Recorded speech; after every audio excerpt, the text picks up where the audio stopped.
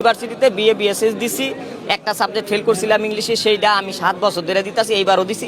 তবে এবার 100% ইনশাল্লাহ পাস করব।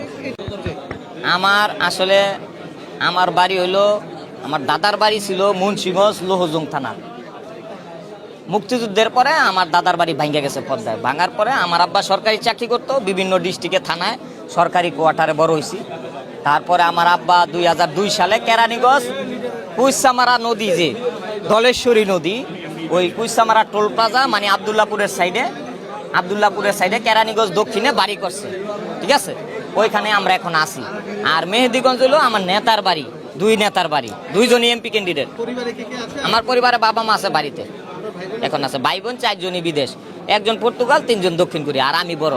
আর বড় বোন 2 জন বিবাহ দিছি, আপন ভাই সব, কোন আমার সৎ মানে। আর পড়াশোনা হাবিবুল্লাহ বাহারে opening. Professional chef training centre এখন বরিশালে। অর্ধেক খরচে প্রশিক্ষণ নিন, কেরিয়ার গড়ুন সাইফুলস কিচেনে। ইউনিভার্সিটিতে বিএ বিএসএস দিছি, একটা সাবজেক্ট ফেল করছিলাম ইংলিশে, সেইটা আমি 7 বছর ধরে দিতেছি, এইবারও দিছি। তবে এবার 100% ইনশাল্লাহ পাস করব। এটা কি আসলে মেধাগত কারণে? না, এটা ফেল করায় দেবে। আওয়ামী লীগের আমলে প্রতিবাদ করতাম তো, গোড়ায় লোক আছে তাকে, কি কম ইচ্ছা করে সবাই বলে, স্যাররাও বলে তুমি তো পাস, তোমার কেমনে ফেল করো? না না, আমি অনেক মেধাবী না, অল্প মেধাবী। আরে ভাই, ইংলিশ সাবজেক্ট, ইংলিশে ফেল করতে পারি। আমি ছাত্র দল, এই না কোনো দলের নাম কইবেন না, এখানে দলের নাম কইতাই নাই। এখানে ছাত্র দল কমো, আরেক দল খেপে যাবো, আবার এই দল কমো, ওই দল, এগুলো এখানে বলার দরকার নাই, এগুলো বলে ফেসলা। বিভিন্ন রাজনৈতিক দলে আমরা দেখি যে তারা ছাত্র রাজনীতি করার জন্য বছরের পর বছর থাকে।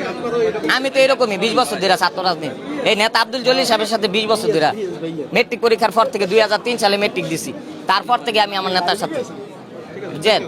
আমি ছাত্র রাজনীতি বহুত পুরানো, আমি সব নেতার পুরানো। এনে যে ছাত্র দল বলেন, আমি আমার জনকল্যাণ পার্টি থেকে শুরু করছিলাম। তবে আমার নেতার আরেকটা পার্টি, ওই পার্টির লগে থাইকা রাজনীতি শিখতেছে, এখনো শিখতেছে। না, প্রথমে তৈরি করছি আমি, মেট্রিক পরীক্ষার পরে তৈরি কইরা ওই প্রেস ক্লাবের গলিতে আসছি, তারপরে নেতার সাথে আমার পরিচয়।